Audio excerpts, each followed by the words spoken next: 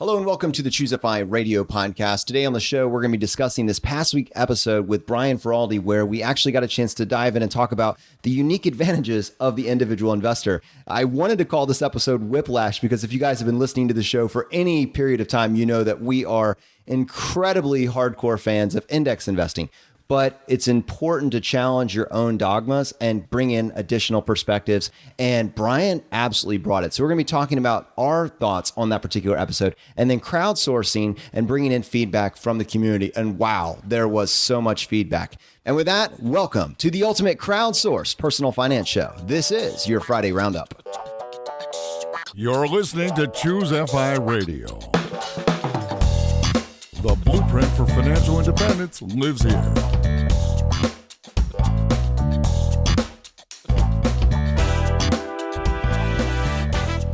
If you're looking to unlock the secrets to financial independence and early retirement, you're in the right place. Stay tuned and join a community of like-minded people who are getting off the hamster wheel and taking control of their lives in the pursuit of financial independence. ChooseFI, your home for financial independence online.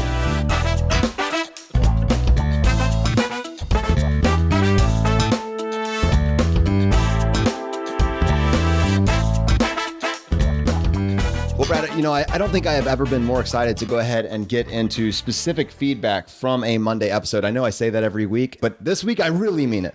But the reason for that was I knew this would be polarizing, but in the best possible way. Brian had so much to bring to the conversation, but he did it in a way that added on to the knowledge base that I think we already had. He did it in the absolute right way. And I do want to get your feedback on that. But before I do, I want to tell you about my Wegman story. I don't think I can't wait on this.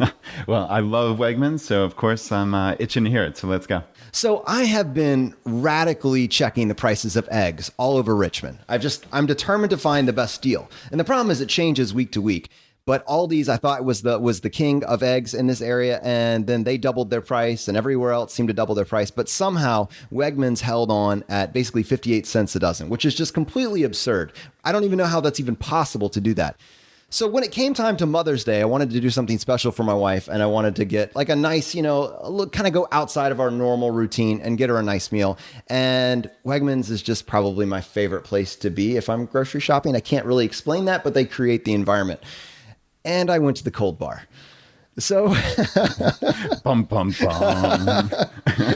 So I go to the Cold Bar and I am blown away at all the offerings that they have there. The food that they have put out is incredible. And I'm thinking to myself, because I'm one of these guys that thinks about the $2 per person per meal kind of guideline that we've talked about in the past. How can they afford to put chicken next to the sweet potatoes? Somebody could totally game this out and just get all the expensive items and walk away. But then I didn't notice any prices anywhere. So I started to become a little bit more suspicious. I think I had already missed my window to walk away because I'd already filled up like 2 or 3 plates full of food at this point to bring back to my loving wife, who I really wanted to shower with this, awesome meal. And so I did at this point realize this doesn't make sense economically. I need to look into this. I finally did find the price per pound, which is how this Cold Bar is set up. It was $9.49 a pound. Like, I think I had like 5 or 6 pounds worth of food. I totally blew up my game plan. And it was an amazing meal. And I had to say, touche, Wegmans, touche. Yeah, there certainly goes your food budget for the month, right? In one fell swoop. But, it's funny. Laura and I, and I've talked about this on the podcast ad nauseum, we love Wegmans. I mean, it is our favorite store. Like you said, it's just this indescribable feeling. Like it's just a happy place. But Laura is really crazy about checking prices. As you know, she's a CPA, and I think her favorite thing in the world is checking unit prices at different stores. And she's found essentially that Wegmans dollar for dollar, unit for unit is the same as Walmart. And we don't go anywhere other than Wegmans. But we've always kind of like laughingly joked, the entire store is a loss leader for the bozos who buy the cold and hot bar, right? And who waltzes in as bozo in charge? Right, Jonathan. Here. That's awesome. So $70 later, Jonathan, you got your Mother's Day breakfast? She loved it. My wife absolutely loved it. And I thought to myself, the saving grace is I am looking at these meals thinking, how can I replicate this at home for a fraction of the cost? Nice. Well, to be continued, certainly. To be continued. Frugal fail, though, on my part. So I've got my little local story here too. We our pool opened yesterday. Oh, wow. This is early, isn't it? Yeah, so church-run pool. It actually, so I guess the pool didn't officially open, but my kids had swim team for the first time yesterday. So it was like the best day of the whole year. I mean, my daughter Anna was floating on air talking about her swim team at the end, like, oh, my friends, and oh, practice was great. And like I've mentioned before, my pool and now my CrossFit gym, just right here in Richmond, have become like these epicenters for the financial independence community. Like, I swear, I've got now, I think it's something like 7 families at my pool are listening to the podcast. And I think it's more than that at the CrossFit gym. It's crazy. And I keep finding more and more people who are into financial independence just like in my life that I had no idea. It's the most bizarre thing. Like, I was having a conversation with someone at CrossFit. I was wearing a Betterment shirt. You know how I wear my free shirts from all the conferences. When was the last time you bought a shirt? Well, other than my $3 shirts that I'm wearing right now, actually, it's been a while. So wearing a Betterment shirt, this guy, we're running, and he's like, oh, are you a Betterment client? I'm like, alarm bells go off in my head. This is somebody who's in our world somehow. You know how I'm always looking for those clues? And I'm like, yeah, no, I just found out about them through this financial conference that I went to, and I got this free shirt that I really like. And he's like, oh, that's interesting, because I'm kind of in that world. I have a startup. And he's like, oh, what do you do? And I said, I have this financial independence podcast. And have you ever heard of FI? He's like, not only have I heard of it, I'm pursuing it. Like, yes. Right? Like, how cool is that? This is just some random dude who I've met probably 20 times at CrossFit, had no idea, but he's pursuing FI. So yeah, it's really, really interesting. That is really cool, man. And it certainly is like the most obvious choice in the world. I think everybody wants to pursue financial independence. They just haven't been exposed to it. Once you realize that it's there, it's the most obvious choice in the world. You know, this is what winning at life looks like. This is simply a life optimization strategy to get the most value for your time. And so I think it's no surprise that this concept has just grabbed the imagination of obviously the small little community that we were in, but increasingly so, you know, the country and the world. It's incredible how even I see the mainstream media grabbing this mantle and really now spreading this. Whereas maybe in the past, financial independence was kind of considered this siloed group of a bunch of frugal weirdos. Now it's just an optimization strategy to get the most, you know, for this limited amount of time that we all have, and be able to then allocate that time towards the people that bring the most value to your life, to your family, to your kids. And so no surprise. Yeah, it's been really incredible to see. I know just this most recent Money magazine, Vicki Robin was on the cover, right? And not only was Vicki in there, but our friend Bianca from Miss Mizuma and other members of the FI community. And like, that was really neat to see. It was a 15-page spread on FI. And not only that, but now Money magazine actually just recently reached out to us, and they want to do profiles on us and other members of the FI community. You can talk about your pool. I can certainly talk about my pool. But yeah, I mean, it's so cool. And the Wall Street Journal is doing a profile. The mainstream media is really catching on to this. And I think it's perfectly timed too with the Playing with Fire documentary that's coming out in January. It's this kind of fever pitch that's leading up to what can really be kind of like a mass adoption moment for FI. And Scott Rickens and his team they really set this up to be just a top level documentary. And I think even more than that, in 2018 right now, you know, you said the time is right. Vicki Robin in the 1990s was being featured on all the mainstream shows. She was on Oprah. She was on all the daily shows. At one point, they estimated that half of the country had been exposed to her. And there were obviously some duplicates from one show to the next. But in terms of reach, it was incredible, that opportunity that she had, and it never took off. And I got to think that the difference between 1990 and today is social media. It is our ability to share ideas in a very grassroots way that is flaming this fever pitch that you're talking about. And I really do think that going into the end of 2018 and 2019, financial independence is going to be a household word. Yeah, I think you're right. It's been amazing to see where it's come from. 4 years ago at our FinCon conference, there were 10 of us there. That was the entire financial independence community. There were 10 of us. And now at the most recent one, there were a couple hundred. And now we have a Facebook group with 18,000 people. And I know at the next FinCon, there are going to be hundreds. I know PT, the organizer, said personal finance is becoming financial independence. And what a cool thing to see that entire arc just over my short kind of blogging career, if you will. It's been remarkable.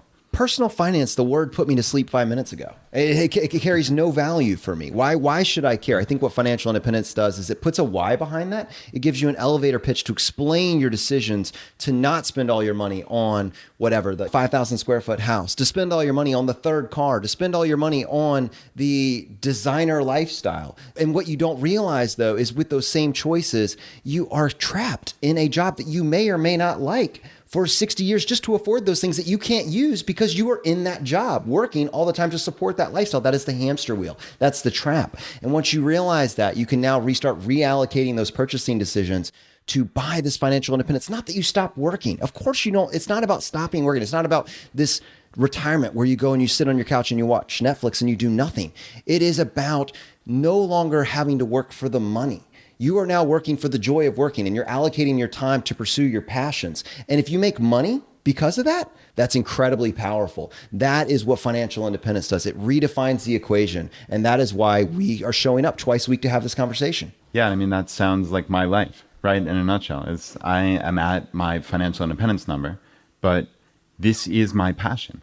So why would I stop? Just because the acronym is financial independence, retire early, right? FIRE. We reject that. It has nothing to do with retirement in the traditional sense. It has to do with allocating your time and your resources in the way that you see fit. That is a life well lived. I think financial independence gets you there. So, Brad, let's go ahead and hop into this episode with Brian. And man, I know I was so glad that you actually took the time to post this in the Facebook group asking for specific feedback, because we knew what this episode is this was a conversation starter, and it was highlighting a large percentage of our community that, while they understand why we are such a big fan of index funds, because we talk about it ad nauseum, this is not actually what they do. They have made the choice to still pursue investing in individual stocks. I think what this episode did, even though it's not necessarily something that I'm going to do, I think it solidifies why other people make that choice. And I thought Brian did a wonderful job making the case for it.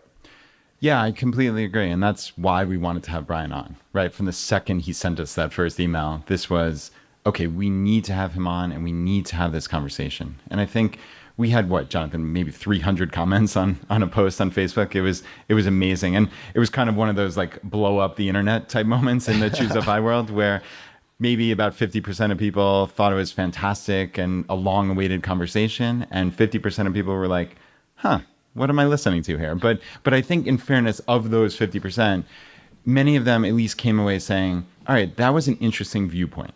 And right. I think that's where I came away.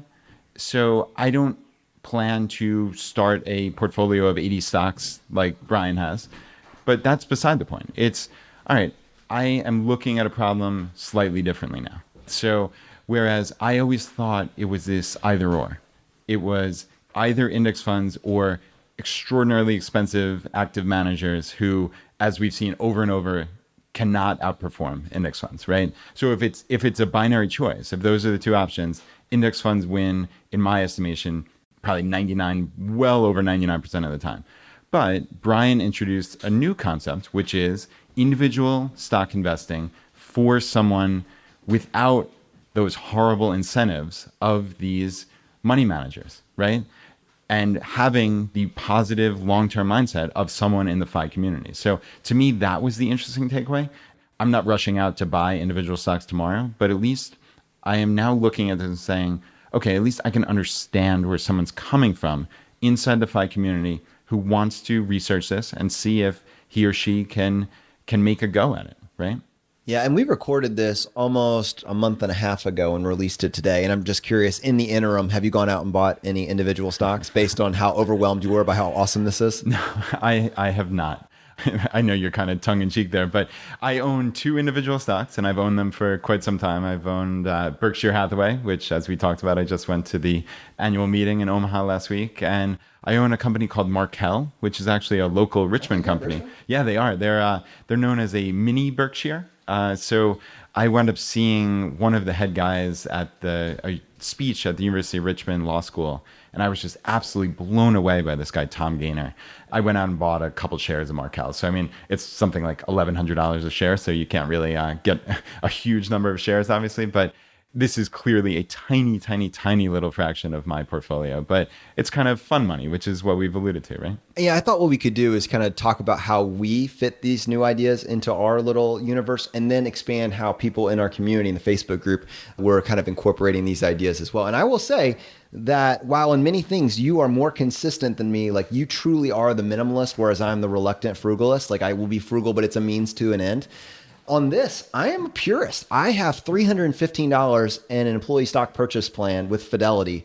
Every other penny I own is in low-cost broad-based index fund. Every other investable asset I own is in these funds. Wow, so $0. You literally own 0 individual shares? None. Like, not even like Disney when you were a kid, Ants bought you? Nothing. It's probably more reflective of the fact that I didn't start saving any money until post-college. But yeah, I am way more pure on this one than you are. But having said that, for me, my takeaway was this is not necessary. You do not need to purchase individual stocks. And in fact, I would say that the vast majority of people will do themselves a great disservice by going all in on individual stocks. I mean, Brian was alluding to the fact that something out of 7 out of 10 of your stocks, if you're lucky, it's only going to be 7 out of 10 they're going to lose money. And your winners they're going to make up for that are going to be like the 1 or 2 winners that you have in the interim.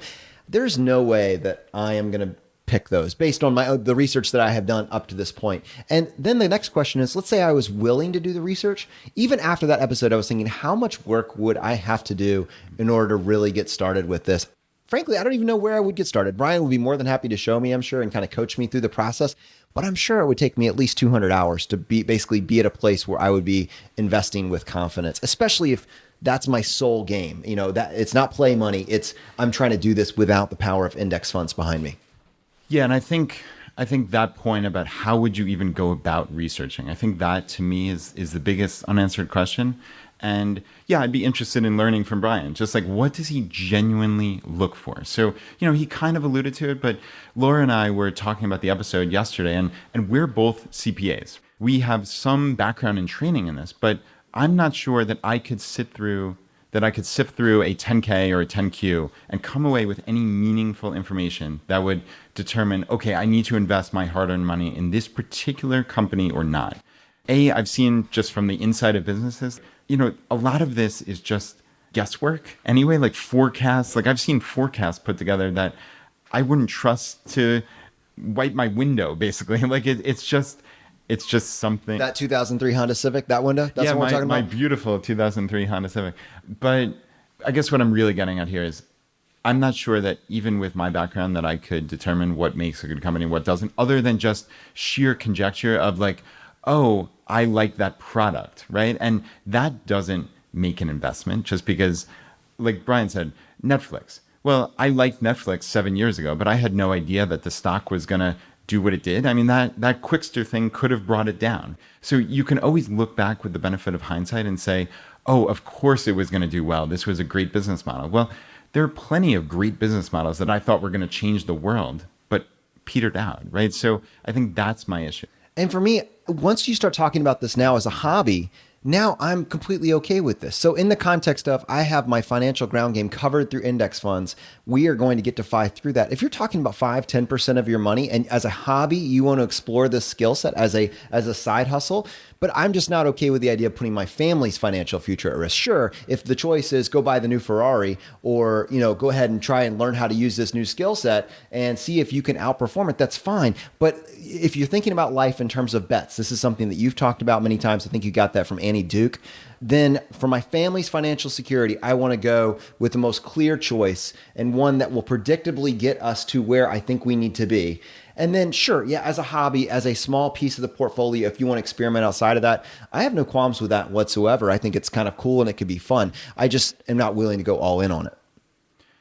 Yeah, and I think Brian is at least approaching this from the right mindset. So I have no issue with what Brian does with his money. I mean, this is something he has a passion about. If he wants to pursue this individual stock portfolio of 80 stocks, then that's great. But he does come at it from this long-term mindset, right? He said he finds great companies and he buys and holds those stocks for an indefinite period, right? Unless something catastrophic changes. He talked about that notebook that he had with his assumptions from the beginning. And I think that is kind of an intelligent way to go about this. So if something material changes that changes your entire outlook, then, okay, I need to go back and readdress this, as opposed to just, oh, the stock price went up $10 today or down $20 today. Like, if you are changing at the whims of the stock market, then you're a fool, and you're probably going to lose over time just by buying and selling, right? Like, just the commissions, the costs, the taxes that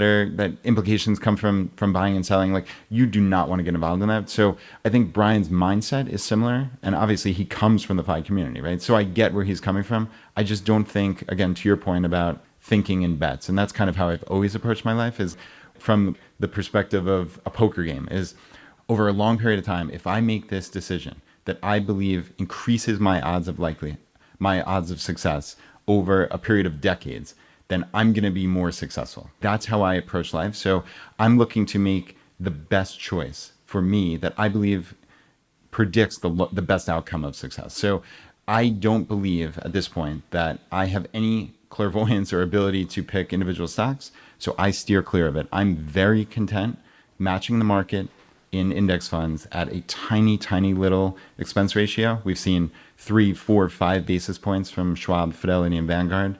And that's something that I personally am content with to succeed at life over a 50-year period. Because that's how I look at it, this is a 50-year period. This is not a quarter. This is not a year, not even 5 years. It's 50 years. All right, so Brad, I think it's time. I really wanted to give my particular takeaways, but I can't think of an episode that we have done up to this point that is more deserving of reading the comments that our community has left. And if you remember, I think one of our initial ideas, one of our pitches for this, Friday roundup for this crowdsourced show was that there are blog articles by people in our community that have been writing for 5 or 6 years that have thousands of comments at the bottom, like just thousands and thousands. You can scroll forever and get lost in the comments, but they're buried. They're lost to time. They never get brought up. And sometimes the comments are more valuable than the actual conversation. And so I think probably with this episode, basically almost for the remainder, to do it justice, we really should highlight some of the comments, feedbacks, criticisms, and compliments of this particular episode. What do you think? Yeah, sounds like the absolute perfect time. No question. First comment that I wanted to highlight was from Ray. He said, sorry guys, been there, done that. Too many moving parts with individual stocks, and I'm not built that way. I buy and hold. I'm not trying to look at it. Ray, I'm on the same page as you, man. It is, you really do. This has to be something that you're interested in. I think if the playing field is just everybody has to do stock picking, no, couldn't be farther from the truth. You're probably better off avoiding it. But if you have a passion for it, this explains the hook, the nuances of the game and how you could possibly win with it. Yeah, I agree. And I also wanted to point out that Brian, to his great credit, was in the Facebook group responding to each and every one of these comments with just a lot of interesting information, with a lot of humility. He was not in any way aggressive. I mean, we've seen instances where things get out of control, and this was the polar opposite of this. Brian just added a ton of value to each and every one of these comments. So yeah, huge thanks to Brian. And yeah, Ray, I agree with you entirely. I'm just not cut out for individual stock investing, but that's fine. We all have our paths, and I think the vast, vast, vast majority of people in the FI community are going to stick with index funds. So the next one, we had Cody respond saying, I agree with a lot of the points that Brian shared. However, I think individual stock investing should only be done with, quote, play money or less than 5% of your portfolio, unless the individual is extremely passionate about company analysis. It's also important to note that he has been investing in a raging bull market. He mentioned he had been investing for 10 years. I think that the inherent risks associated with stock picking have not yet been realized due to the strength of this market the past decade. I'm not at all trying to detract from what Brian said in the episode. I thought he made great points. I just don't want someone to lose their shirt by picking individual stocks with a substantial percentage of their portfolio. And then this next comment was from Jackie. And Jackie is someone that I've highlighted multiple times, is just crushing it with her HSA. She, over the last, I think, decade, has managed to get close to $100,000 in an HSA, which, talk about like beating the health insurance game. She's just playing at another level. But she said, I appreciated the episode and exploring the option of investing in individual stocks. I have been doing this since about 2006, but I have a slightly different approach. Thank goodness I didn't have much money in the beginning, because I did terrible at choosing stocks. My turning point was when I joined an investment club, mostly focused on education. I like this approach because I really wanted to learn how to analyze a stock and evaluate companies that I could hold for the long term, and I didn't have to do it by myself. Some of the key things I'm looking for in a good stock is a long track record of growing earnings, sales, and dividends, if applicable. Dividends can be so indicative of the overall health of the company. I also like to see low debt and plenty of cash on hand because a company with a lot of debt is just like a person with a lot of debt. There are many other things to consider, of course, but those are the big ones for me. My top 3 holdings for about the past 10 years have been Apple, Berkshire Hathaway, and Altria. My personal portfolio has outperformed the S&P 500 most years, but I've made plenty of mistakes and learned many lessons along the way. I enjoy analyzing stocks and owning great companies. My individual stock portfolio represents about 20% of my net worth, both my personal and my share in the investment club. Everything else is in index funds. I finally feel like I know what I'm doing and I'm comfortable with the level of risk involved, but I by no means think I can always beat the market. It's quite a learning curve, so you do have to be interested in it. One thing that wasn't mentioned was trading fees, unless I missed it. No, you didn't mention it. We failed to mention trading fees, Jackie. Most brokers now charge $5 to $10 a trade, but being FI-minded, I eliminated all of my stock trading fees when I moved my account to Merrill Edge about 5 years ago. And there I get 30 free trades a month for meeting a minimum balance. This is a rollover IRA balance I have designated for individual stock investing that I've had since about 2006. Thank you for the insightful interview and tackling this topic. I feel like you really pushed it in a good way to get some important answers for listeners interested in exploring this option on their path to FI. Yeah, and I wanted to mention that Brian is certainly not talking here about trading on a daily basis. I mean, I think he's talking about buying and holding for many, many years. So whereas many people who are like day traders or something like that, they're obviously incurring a significant amount of fees for those commission fees. But Jackie pointed out Merrill Edge.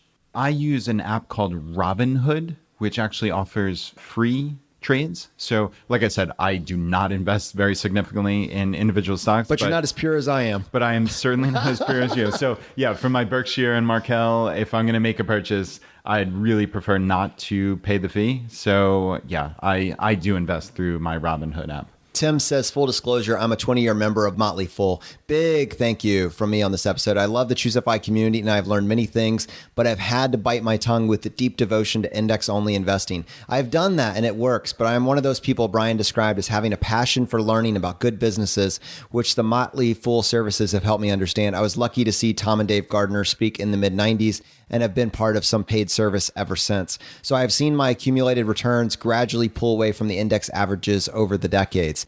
I have learned to trust their recommendations and not sell when the market goes down, but to instead buy more. It's a very hard thing to do in March 2009 when the markets were going down by 40%. It may be worth a look for some of you intrigued by what Brian was talking about. And I wanted to read one from Bill. And Bill said, I've been in the FIRE community for 4 years now. I do love this channel. The people are great, intelligent, and very thoughtful. The podcasts have been amazing. Jonathan and Brad have a very special chemistry together and are two honest men with the integrity to match. But all I can say after this episode is please go back and listen to the 2 podcasts with J.L. Collins. And what's funny is, as Joseph pointed out, he said, did anybody else note the irony of ChooseFI having a Motley Fool stock picker on the same day that Bigger Pockets Money has J.L. Collins on the podcast? And that really was quite funny. And of course, I think our hearts, Jonathan and I, and the vast majority of the FI community are with index funds and certainly what Jim has been talking about. So we always like to have different opinions on here on ChooseFI, and we like to get people thinking. And I think just by virtue of seeing these hundreds of comments, we certainly got people thinking, and this got a lot of people riled up, like I said before, and it also got a lot of people who said, this is what I've been looking for. So that's the kind of conversation that we're looking for. And of course, J.L. Collins holds a special place in our heart. But going back to Bill, he said, the advantages you have now of buying the whole market at 3 or 4 basis points is totally amazing. You get the biggest money-making machine in history with a 150-year history of over 10% plus returns compounding annually for you. Or if you choose to do it by yourself and you think you're the person who can find the 1 out of 100 real winners, it could be a costly mistake. And he has a lot more there. But yeah, I just thought that was kind of funny about J.L. Collins being on Bigger Pockets Money on the exact same day we launched this. Honestly, one of the things about having this conversation that makes it so valuable is the fact that you're listening to this right now and you have very strong feelings based on maybe personal experiences on one strategy versus another. And forget about this particular episode. It's just the nature of the show. We drop an episode, we take a stance, and then you let us know what we missed, and we can go back and we can clean that up. Because honestly, our ability to ask questions of a guest are limited by our own experiences in many cases. And when we get to add your experience into this, it just makes for a better show. And Frank, who's someone that we really deeply respect, his opinion, had a lot of criticisms of the show, and in particular, the topics that were covered and how they were presented. The one thing he thought that we did a really shoddy job of is, and we talked about this a little bit earlier in the episode, but it's alluding to the learning curve that's attached to this. And I think we, and with Brian, maybe said something along the lines of 2 hours per month, you can pull this off. Brian was the first to comment back that is more of a maintenance once you have the knowledge base under your belt and you're looking into it going into the future. But Frank was making the point, don't be confused by the upfront cost and what that will take you from a learning curve perspective. Estimates probably close to 200 hours of concentrated study to get you up to speed. That's for a modest portfolio. I mean, this is not going to be an insignificant amount of work. And this is something that I visualized as well. And we were talking about it earlier. How would I even get started? Where would I even look? It's not enough to take a look at Brian's portfolio and see where his allocations are and say, oh, well, I'm just going to buy all of that. That's not going to cut it because Brian is buying these based on value at a point in time and then making the decision to not sell. You can't just go buy exactly what he has in the same percentages he has right now and expect to get the same internal rate of return, right, Brad? Yeah, there's no question. I mean, just the amount of time. And I think this is what is the biggest impediment for me, why I would never even go down this path just for my own life. And now, again, that's not to say someone who wants to spend hundreds or potentially thousands of hours, if they're going to go down that and they think that they could outperform over the long term and that time is worth investing, well, I mean, I'm not going to have any question with that. I mean, they can spend their time as they see fit, but I think that's a bad bet for my own life because also I value my time really, really significantly. And yeah, I mean, I even, again, have a background in looking at financial statements and I have no reason to believe that I can glean any particular information that would tell me that a company is a good or bad long-term investment. So again, that's my own life and my own perspective. But yeah, I really just don't see how it's really any better than just dumb luck for me picking a stock. And like I've said, I own 2 stocks and I own them because of Warren Buffett and Charlie Munger and this gentleman, Tom Gaynor at Markel. And those are the reasons. Now, those might be bad decisions long-term. I believe they might not be, but it's a tiny, tiny, tiny little percentage of my portfolio. And that's something that I'm comfortable with, just as Cody said, as play money. I really wanted to highlight these other points just because getting a chance to sift through this, I think it is really important. It's going to add some depth to your perspective. One thing he wanted to point out is that this investor, Brian in this case, does not appear to be seasoned through bad markets as well as good ones. It seems like most of his investing occurred in the last 5 years. In fact, it was very easy to beat the market just by buying the most popular stocks in that period. But it doesn't tell you anything about a 20 to a 30-year time horizon. And the answer about how you can avoid the Enrons by just studying the financials was revealing because it's wrong. You can't avoid frauds by studying fraudulent material. That to me, really, that's on point. A fraud isn't a fraud, on face value. They're a fraud everywhere. They're a fraud on the paper that you're looking at. The numbers that are coming in, they're across the board fraudulent. I think Brian made a great point with buying into businesses that you understand and that makes sense on face value. But I don't think that those two are necessarily exclusive. You could have a business that makes sense, but it's still a fraudulent business model. We see that in China, for instance, that there's a big scandal out there with these warehouses that are producing all this stuff that really don't exist. I think there's actually a documentary coming out about this at some point. But, fraudulent businesses, that's a very, very real danger. And Wall Street went all in on that. He says, if you want to, for comparison with a person that knows what they're doing in terms of looking at fraudulent and how to short different stocks, take a look at Jim Chanos that was on the Masters in Business podcast last Thursday. Chanos is a short seller since the 1980s who shorted Enron, and you will learn that his process is incredibly complex and you're unlikely to duplicate it on its own. The fourth thing that he thinks we missed the mark on was that exit strategy. And the guest said, and Brian did not have an exit strategy beyond, I'll look at it later and maybe I'll reevaluate if something has changed based on the criteria that was in your investing journal. But this is the precise problem that most casual investors have. They have rules on when to buy, but none when to sell. An experienced investor would tell you that you need hard and fast rules on the other end, even if it's just never sell. I also did not understand why you would hold 80 different companies unless it's just for entertainment purposes. When you start holding that many, chances are that a number of them are in the same field, and you might be better off simply holding the sector index.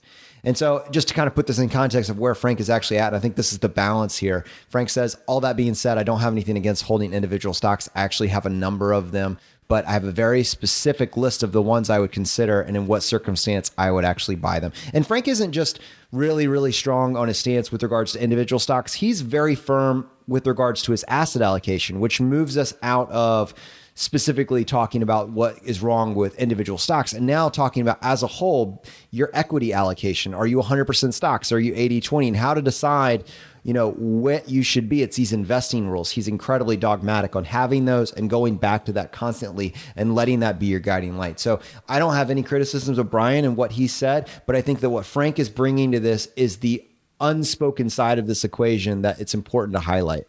And I think just to round this off, and what's so incredible about Brian being the guy to do this podcast with us, and is he really doesn't disagree with anything that Frank said. I mean, Brian is a guy that's just like us, is just trying to get a little bit better and enjoys this. He's passionate about this. This is how he wants to spend his free time. And he views it as a side hustle.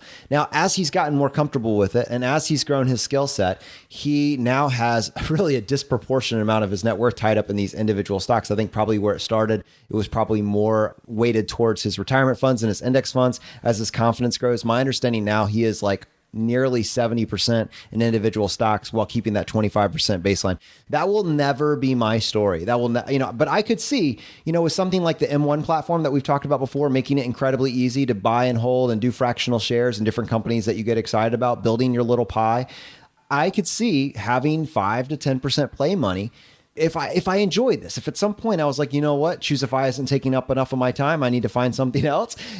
Let me go ahead and spend all my free time digging through the forums and figuring out where I should be allocating my dollars. What's a great buy? What's a great value? I get it. I really, really get it. I'm just not going to risk my family's financial future on it. Yeah, and one last comment that I wanted to mention was Karl, who's Mr. 1500, as we've known him here on the podcast, certainly. For more than 1,500 days now. For many more than 1,500 days. He's rocking it. He said, I've only known about index funds since 2013. Before that, I picked stocks and did extremely well. While I buy mostly index funds now, I still hold most of the stocks that I bought prior. Whether it be from knowledge or from luck, I don't think it's difficult to beat the markets in the short term. However, I worry about long-term, 10 plus years performance. The reason is this: disruption happens fast now, and the pace of it is accelerating. 11 years ago, Nokia and BlackBerry dominated. Did anyone think Apple and later Google would disrupt them? No empire lasts forever, and they die faster than ever now. I think it's easy to jump on. Google and Amazon were no-brainers for me, but knowing when to get off is very difficult. That's a really astute point for Karl, and it speaks to, man, the timing of this is just so difficult. And that's just another layer where I've come to the conclusion that for myself, it's a fool's errand for me because A, I don't want to or don't believe that I can do the research that adds any value. B, I'm not sure that I can time the buying properly to get value. And C, I sure as heck don't know when to sell, right? So like all three of those, if I knew two of them or had some level of confidence in two of them, but 0 out of 3, man, that's stay as far away as possible for me. There was some sort of nostalgia, though, on my end when he's talking about his son, getting his son engaged in the process and having him buy a stock that he understood, a business that he was excited about, even if it was EA Sports. That made sense to me. I was talking to Edmund a while back about business ventures and that sort of thing, and he has had several that just crashed and burned. And I said, you could have just done index fund investing, this whole time. And he's like, but it's so boring. It just works. That's the problem. It works so freaking well, but for him, it's just boring. And so he is okay with the lost money. That sounds crazy, but he still hit FI multiple times over, I'm sure, over the years. And for him, he wouldn't have traded the adventure of it. I'm not saying that should be everybody's position. I think it's almost a little bit farcical, if you will, but I get it. I get the nostalgia of doing it. And I'm trying to find, I think that balance, that sweet spot is going to be for everybody. It's going to be a little bit different. But I think if you're in this community, if you've been latching onto the tools that we're talking about, you have all the equipment you need to reach financial independence. Past that point, who am I to judge?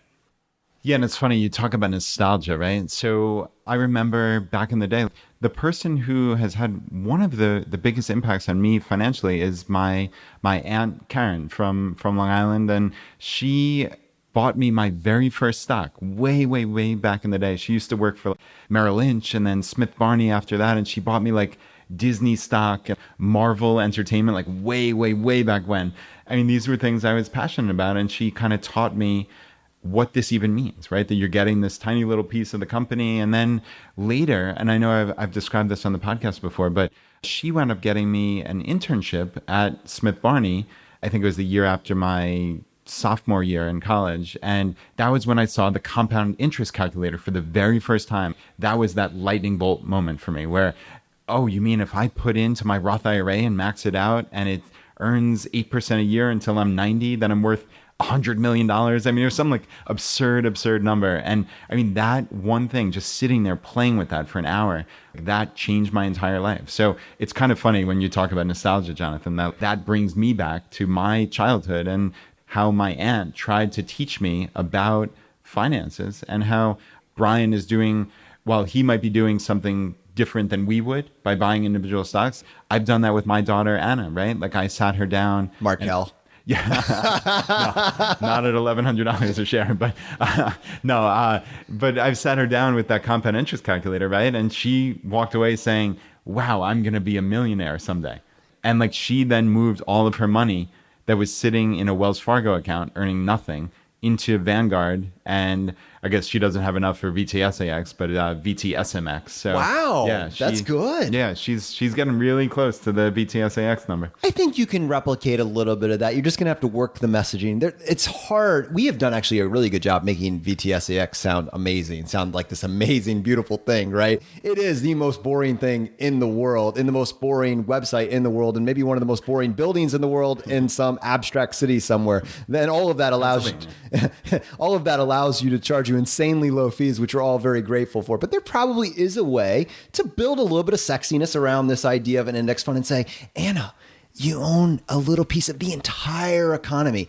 You know, Disney, you own a little bit of Disney. Marvel, you own a little bit of Marvel. Just pick it. You could probably replicate that nostalgia with VTSAX. But I think the conversation is empowering. And what Brian really has done, regardless of whether or not his son rejects the father's advice and goes fully with index funds or follows in his dad's footsteps and learns the skills, he's lowered the barrier of entry for his child really getting started. Just like you have with your daughter getting started on this path. They have the account ready to go. They probably know how to go in and check the balance on the account. And they're probably learning how compound interest works because they can look at these returns over time. So the response was massive, Brad, on the Treehouse episode that we had. And when we kind of highlighted this alternate career path that basically bypasses the college debt problem altogether and talks about this online certificate program. And we announced on the Friday roundup last week that we were going to start a scholarship program. And me and you, just out of our pocket, was going to basically pay for a seat at the table and send someone through this entire course. What we did not totally expect was that our community was going to come up around this and say, we want to participate in this process. Basically mind blown. But just from the verbal commitments that we have up to this point, we think that our community wants to fund 3 of these scholarships right now, just fully fund 3 of these scholarships. I mean, I don't even know how to make heads or tails of that because it just got bigger than either of us ever imagined. Yeah, it's amazing. I mean, if you ever wanted to see the power and the value of the FI community, man, you should have seen some of the comments, some of the texts, some of the, just the emails that we got about this. And we are at the point where we kind of sometimes float these things and we have these grand ideas. And this is one of them where it wasn't fully formed. We now need someone out there. There has to be someone with experience with not-for-profits or with scholarships of this sort. We really need your help. So hopefully you can get in touch with us, feedback@ChooseFI.com. I mean, essentially what we're looking to avoid here is basically people sending us ChooseFI money and us just depositing it in our bank accounts and then paying for a scholarship. That just can't be the way that this goes. That just kind of doesn't sound right to us. It does not sound efficient. No, I don't want to be anywhere near that money. No, I mean, clearly this has nothing to do with us. So our kind of off the top of our head is that maybe this can be the start of something bigger than this, bigger than just a Treehouse scholarship, which hopefully this can continue for years. I mean, if we get great results from this and these winners, I mean, this might be 3 to 5 different people getting a tech degree from Treehouse and then being able to report back to us with, hey, I got this job or I got this internship. Like that can be amazing in and of itself. So maybe this can be an annual thing, but I think this is the first step of many of how does the FI community band together and form some type of impact, right? We talk about second generation FIRE all the time. This is the way to help. So this is not the ChooseFI or the Brad and Jonathan thing. This is the FI community thing. So we really, really need some help now. And this is one of those instances where we're definitely asking, please just get in touch with us and we'd love your help. And specifically with this Treehouse scholarship that we're talking about, Brad, I had another idea. Treehouse actually does a lot of the job placement. It's kind of built into their whole thing. But we actually have tons of programmers and coders in our community. And so for the winners of this scholarship, I was thinking we could put them in like a private group with some of the different coders and programmers in our community. And they can kind of help guide them along the way. Like talk about that personal touch and kind of finding out what it is you actually need to know and what moves the needle. That is probably the most valuable part of this. Yes, Treehouse can be helpful for you, but I know like William is a coder and I know he has a heart to help people and he's passionate about coding.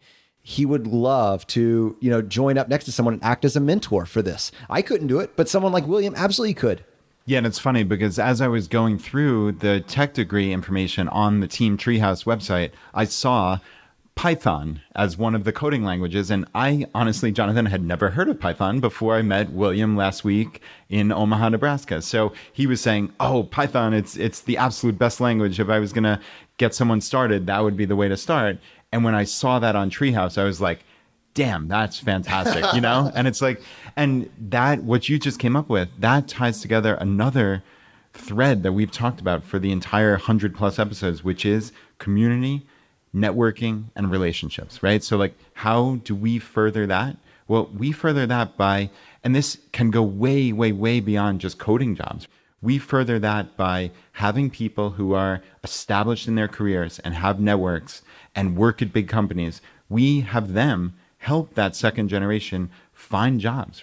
What more could you ask for in a new employee than someone who has the FIRE mindset and is that type of long-term thinker and is thinking a little bit differently than the next person?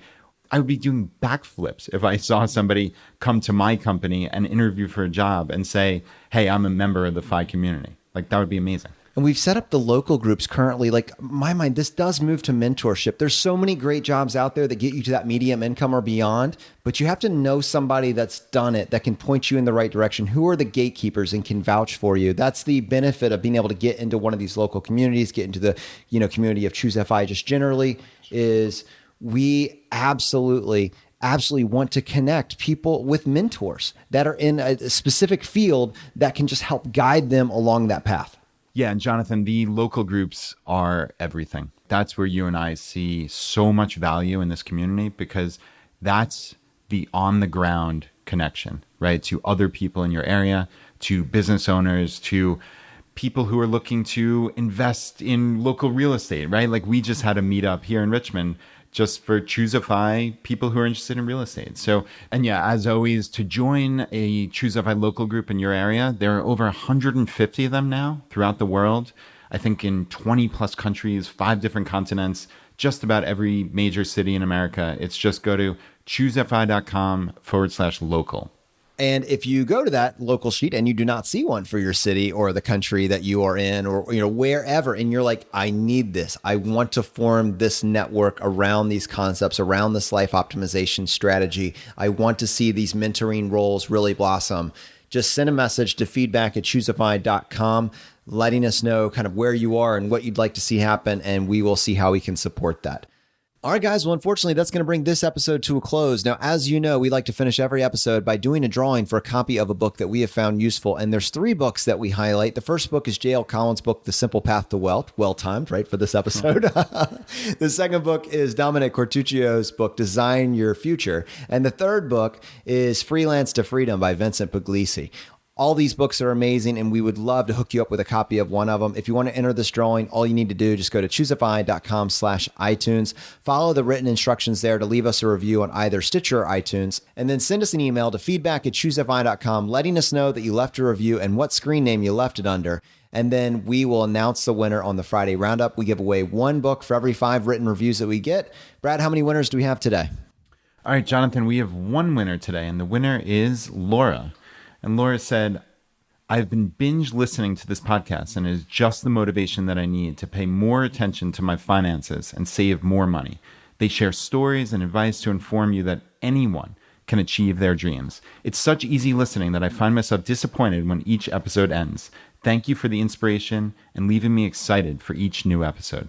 All right, my friends, if you got value from this episode, if you've been getting value from episodes up to this point, just take 1 second, press the subscribe button on the platform you're listening to this on. It just lets the providers know you're getting value from the show and you want to be here when we produce additional content. The fire is spreading, my friends. We'll see you next time as we continue to go down the road less traveled.